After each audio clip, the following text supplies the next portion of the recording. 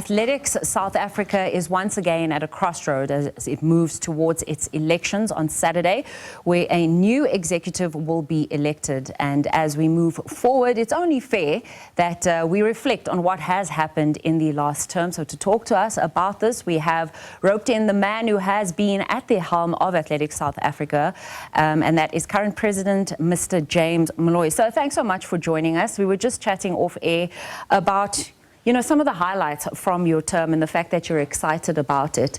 I think it would be remiss of me not to start off with the fact that you yourself have called for, police presence come the weekend. Perhaps it's the concerns that you've been sharing as well. Despite you feeling confident, why did you call for that? Okay, let me just explain, because maybe the people, they don't understand. If you've got an event anyway, because like I said, in any way, if you've got an event, you have to inform the police. We have to inform the Netcare. You have to inform the police. You have to inform the disaster management and all that. It's one of the requirements. It's not a matter of saying something is going to happen. So you just inform them. They are not going to be there. You inform them that just for in case if something crops out, you can call them. So that's even if maybe you're going to do something in the hall somewhere. So you have to do that. That's a part of the jockey requirements. So for us, it was just a jockey requirements. It's not a matter of saying something's going to happen. Making a mountain out of a molehill, you say. That's correct. But let's stay with that for a brief period and just look at, you mentioned that there are many things that you've done, throughout your tenure. Things like making sure that our requirements are, in line with international bodies and not too stringent for athletes, for example, looking at the youth athletics programs and initiatives there as well. You've also been elected to international bodies, which is something that is pivotal in planning athletics globally as well. If you look at the highs and the lows of your tenures, what stands out for you? What is important for me is that, because don't forget, when I started in 2021, we had a problem whereby I had to go to do one of the competition. We didn't get anything. But I promised to the public to say, I'll go back to the drawing board, because I've got the experience. I've been a runner before. And then I met with the coaches. I met with the top athletes. I said, where can we improve athletics? They told me what they want. And then I had to meet with them, and we got a workshop for 2 days with the coaches, and they told me what to do and all that. Even the athletes told me that we want the camps. We want the camps because we don't know each other better. And then I said, no, we'll do that and all that. And then we managed to do the camps for the athletes. That's why they got the medals in the Olympics. And the second one, I had to say, let me just have a development program. I got money somewhere, the paid channel, and then we've got a 5-year program. That's why you see some of these youngsters cropping in, because we normally go to the rural areas. We've got a program where we bus the athletes, go to the rural areas and try to get these athletes. They run. The schools are running, the primary schools and high schools, they run, and then we identify some of these athletes. So that's why this program is running. So that program is going to be there for 5 years. So that time and again, you'll see new athletes coming in. I suppose if we look back at perhaps something that could have been done differently, it would have been, the broadcast and rights situation. Now looking back, do you think that it should have been handled differently and we should have had athletics on, the SABC, a public broadcast, as opposed to just pay rights or pay TV rights? Could it have been split? Is that a decision that you want to change moving forward should you get re-elected? Yeah, thanks very much for that, because now we are busy with that. I didn't want to tell people, a lot of people. We are busy with this SABC. I think we are at an advanced stage. Okay. So I'm not going to reveal the details, so everybody's going to be happy.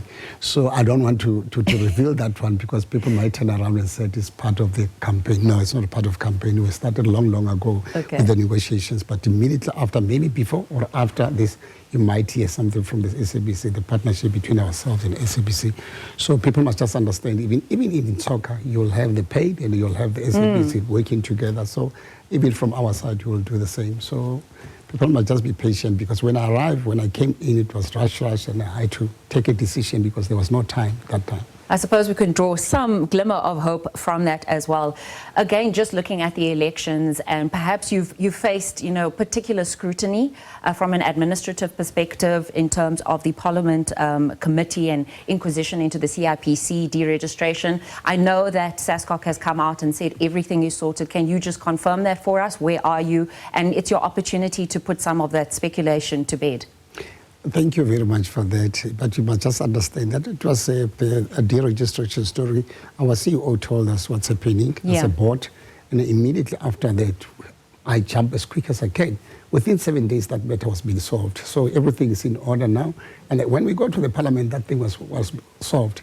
So it was a matter of going and explain to them how, what happened and how. But it will never happen again. It was one of those things. It's one of the requirements. So we are fine now. So it's one of those things. Good to hear. One of the things that we chatted about is that you are a former athlete, and it's so important to have former athletes in positions of management administration in these governing bodies, because having the heart of the athlete is important. You say that you keep your finger on the pulse with the other athletes like Akani, you're phoning them regularly as well. Just looking forward to, if you get re-elected, what are some of the changes you want to make, ensuring that they continuously are looked after and ensuring that these younger athletes continue to rise as they have been, like with the Walazas, for example, and even Pile and the other athletes that were performing at the World Relays as well? What is important for me is that we are just going to introduce what we call monitoring and evaluation system, where we are going to evaluate a child from the primary school, the child from high school, the child from university, because when the child reaches the university, some of them, they don't have money. So we are just going to negotiate with the sponsors with the bursaries for those children not to go to overseas, like Walaza. Walaza's not going, he's around. So all our children are not going to go to overseas anymore, because we'll have that the bursary scheme where our athletes are going to be around. And secondly, we are just still going to continue with the camps, where most of our athletes, they need to be the camps and all that, to stay together and move together. So all the athletes that are doing very well, we are going to have what we call a squad of those athletes. So we will put them together within a month, they will be together, and then we support those children and all that, because they will know each other. Yeah. But I promise that we are going to be doing very well, because we are doing very well at the present moment. We are still going to continue with whatever, and then we still, the youngsters, when we go to, we are preparing for Los Angeles, we are preparing for Tokyo, we are preparing for all Los Angeles. But when we go to Los Angeles, you might see a totally different language, and the team, the big team that is going to Los Angeles. Awesome. I've got to let you go. Unfortunately, we've run out of time. You feeling confident for the weekend, though? I'm positive. That's all that matters. I'm positive. You've got to take that winning energy into it. And we also chatted about, hopefully, the possibility of getting eventually a Diamond League event in South Africa, starting off with a Gold League.